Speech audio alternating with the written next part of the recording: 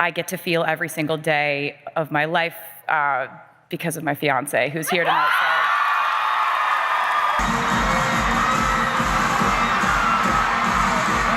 Mama is the guy on the Chiefs. The one thing I told myself is do not drop the baby. Do not drop this. Taylor Swift was already the biggest musician on the planet before she ever set foot inside Arrowhead Stadium. And Travis Kelce was already a 3-time champion before he ever made a friendship bracelet with his phone number on it. Individually, each of them was operating at the absolute peak of their own world. Together, married now, they have become something the culture has genuinely never had to measure before. A pairing whose combined gravity bends sports, music, and business simply by existing. These are the moments that prove it. Start with the first sighting, because the numbers from that single afternoon still do not entirely make sense. When Taylor showed up at Arrowhead in September of 2023, sitting beside Travis's mother in a suite, she said nothing publicly and confirmed nothing. She simply sat there and watched a football game. I think the secret's out. Who's she here to see? I think Within roughly 24 hours, Travis's jersey sales spiked by around 400%, no campaign. No announcement, no sponsorship push. A woman attended a game and an entire product line sold out. Then came Buenos Aires, and the moment that ended all remaining speculation. Travis flew to Argentina during his bye week to watch her perform, sitting in the VIP section alongside Taylor's own father, chanting with the crowd, eating chips, visibly giddy.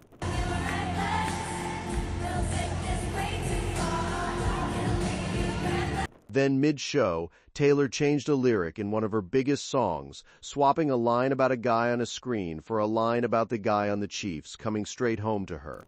Mama is the guy on the Chiefs. Travis's reaction was pure disbelief, and when the show ended, she ran off stage directly to him and kissed him in front of everyone. That footage circled the globe within hours. It was their first public kiss, and it functioned as a confirmation more powerful than any statement either of them could have issued. By February, the whole thing had escalated into something genuinely historic.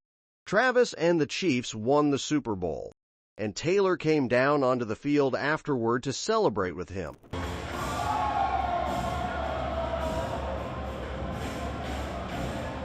But the number attached to that game is what really tells the story. That broadcast drew more than 123 million average viewers, making it the most watched program in American television history at the time.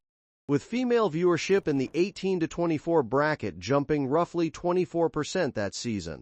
Travis won a championship that night. Taylor helped rewrite the record books around it.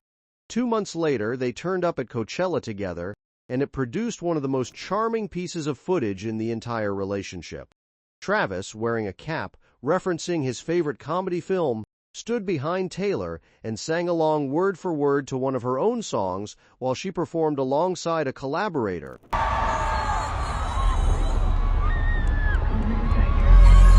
Not mouthing it, not vaguely following along.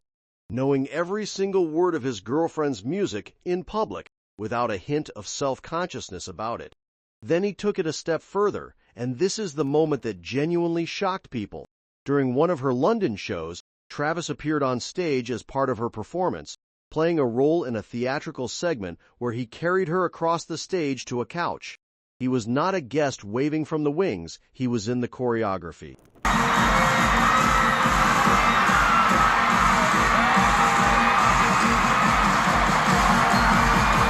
The one thing I told myself is do not drop the baby. Do not drop this. Do not drop Taylor on your way over this damn couch. Taylor later described it as the loudest she had ever heard a crowd get on that entire tour. And the detail that makes it better is that the whole thing was reportedly his idea. He heard the concept and immediately wanted in, saying he would love to do it. She had not even asked him because she did not want to scare him off. That willingness became something she spoke about directly afterwards, saying he simply comes to life when the lights are brightest, that the moments are never too big for Travis. Coming from the woman who has performed for stadiums on 6 continents, that is a genuinely significant compliment. The economic footprint behind all of this is where the story stops being romantic and starts being almost surreal. Taylor's Eras Tour closed as the greatest touring run in the history of music, grossing just over $2 billion across 149 shows with more than 10 million total attendees, making her the first solo artist to ever sell over 10 million tickets on a single tour. That figure did not narrowly beat the previous record. It nearly doubled it, and the ripple effects reached places that had nothing to do with entertainment. When she brought the tour through Denver for 2 nights, the shows added an estimated $140 million to Colorado's economy across the entire American leg. The estimated boost to state economies nationwide exceeded $5 billion. Regional economic reports began citing her tour stops directly when explaining unusually strong local hotel revenue. Economists eventually coined an entire term, Swiftonomics, simply to describe the phenomenon of one artist moving regional economic indicators. Meanwhile, Travis was building a second empire at the exact peak of his first before Taylor. He was a widely respected tight end known primarily within football circles. Within roughly a year of the relationship going public, he had signed a podcast deal worth approximately $100 million. Watched that show climb to the top of the charts, picked up film and TV opportunities, and constructed an entire parallel career while still playing at an elite level on Sundays. Very few athletes ever manage that. Almost none do it that fast. Their individual fortunes tell the rest. Taylor's net worth has been estimated at around $2 billion, making her the first person in history to reach that level primarily through music and touring, rather than outside ventures. Travis sits somewhere in the range of 80 to 90 million and climbing. Combined, the couple's fortune exceeds $2 billion, and the overwhelming majority of it traces back to her catalog and her stages. Then came the awards show that proved something money cannot buy. At the iHeartRadio Music Awards in March of this year, the couple attended their first ever awards ceremony together as an engaged pair. Taylor walked the carpet alone, and Travis met her inside, sitting beside her through the evening.